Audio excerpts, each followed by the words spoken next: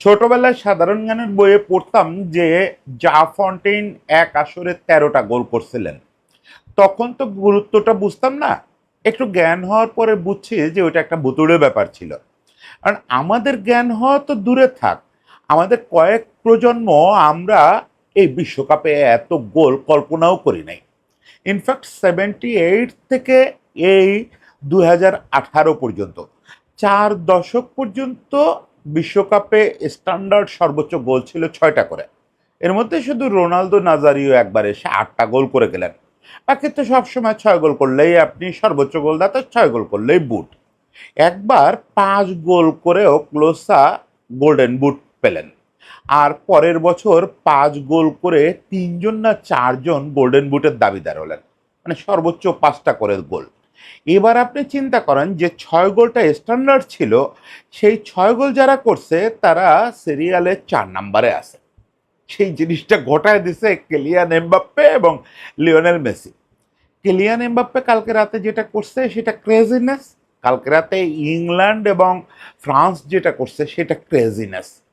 6-4 গোলের ম্যাচ আজকের দিনের ফুটবলের নকআউট ম্যাচে, মানে তৃতীয় স্থান নির্ধারণী ম্যাচে, এটা কেউ বললে আগে বিশ্বাস করতো না। একটা ক্রেজি ম্যাচ হলো, খুবই ক্রেজি একটা ম্যাচ হলো। এবং এই ম্যাচটা আমাকে একটা জিনিস নতুন করে উপলব্ধি করালো যে আধুনিক ফুটবলের এই যে হিসেব নিকেশ, জয় পরাজয়ের এত দুশ্চিন্তা, প্রত্যেক খেলোয়াড়ের রোল অনেক অন্যরকম ডিফাইন হয়ে যাওয়া, এগুলো আসলে খেলোয়াড়দের আনন্দ থেকে অনেক পিছায় দিছে। ওই যে গোল স্কোরিংয়ের আনন্দ, ওই জিনিসটা এখন আর নাই। সেটা আমরা এই ম্যাচটা দিয়ে বুঝলাম। এখন তো খেলোয়াড়রা আগের মতো গোলের জন্য ঝাঁপাতে পারে না, সর্বাত্মকভাবে ঝাঁপাতে পারে না। কারণ তাদের অনেক কিছু মাথায় রাখতে হয়। আমি যদি খুব বেশি গোলের চেষ্টা করি, আমার ওই পাশ থেকে পাটা অ্যাটাক হয়ে যাবে না তো? আমাকে প্রেস করতে হবে, কত কি করতে হবে রে ভাই! এখনকার ফুটবলে কত ডিউটি খেলোয়াড়দের। কালকে সবাই সবকিছু ভুলে গেছিল। আপনি চিন্তা করেন ইংল্যান্ড ফ্রান্সের মতো দলকে, যে ফ্রান্স গত 3টা বিশ্বকাপ ধরে প্রায় অপরাজেয় শক্তি, সেই ফ্রান্সের মতো দলকে 4-0 ডাউন করে দিল।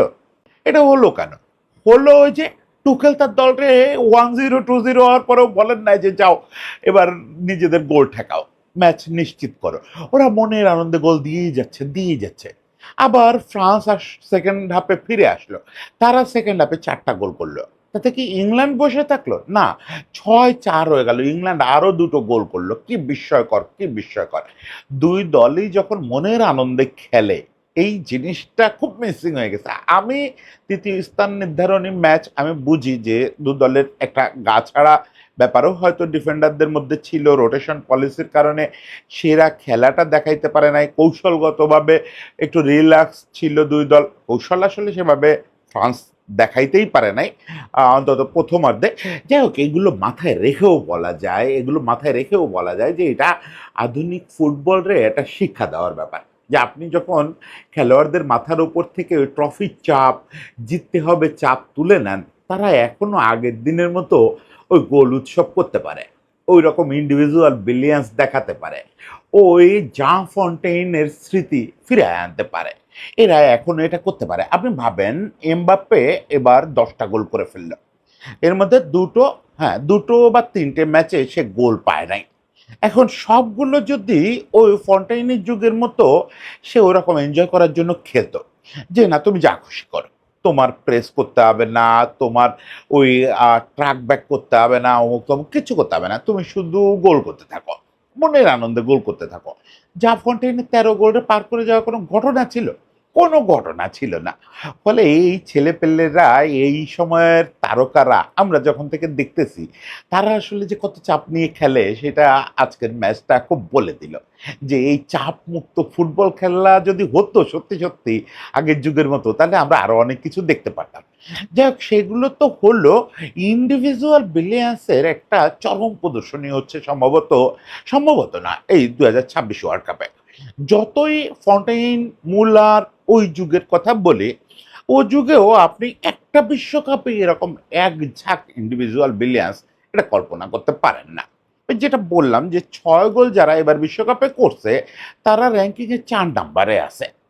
দশ গোলটা তো আমরা দেখলাম এটা কবে 74-এর লাস্ট জার্ড মুলার করলেন 10+ গোল। তারপর থেকে আর কেউ 8 গোলের উপরেই উঠতে পারে নাই। 8 গোলকে ওই যে 6 গোল যেটা বললাম যে স্ট্যান্ডার্ড হয়ে গেছিল, 8 গোল মাঝে একবার রোনালদো করে একটু কেলেঙ্কারি করলো, রেকর্ডটা করলো, নতুবা তো 6 গোলের উপরেই উঠতে পারে নাই কেউ। সেখানে এবার যারা 6 গোল করছে তারা 4 নম্বরে, 7 গোল নিয়ে 3 নম্বরে জুড বেলিংহাম আর দেমবেলে। 8 গোল নিয়ে দ্বিতীয় স্থানে আছে লিওনেল মেসি।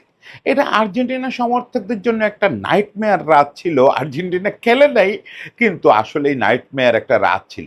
কারণ ওই যে লিওনেল মেসি, বিশেষ করে মেসি ভক্তদের জন্য এটা খুব দুর্বিষহ একটা রাত ছিল। লিওনেল মেসির সামনে যে ব্যক্তিগত পুরস্কারগুলোর পরিষ্কার হাতছানি ছিল, মনে হচ্ছিল যে এগুলো সব লিওনেল মেসির। ওই গোল্ডেন বুট, গোল্ডেন বল, এমনকি ব্যালন ডিওরও লিওনেল মেসির প্রায় হাতে মনে হচ্ছিল। কোনোটাই ফসকে গেছে তা বলা যাবে না, এখনই ফসকে যায় কি করে, লিওনেল মেসির তো একটা ম্যাচ আছে। কিন্তু দৃশ্যত এগুলো আর লিওনেল মেসির হাতে নাই।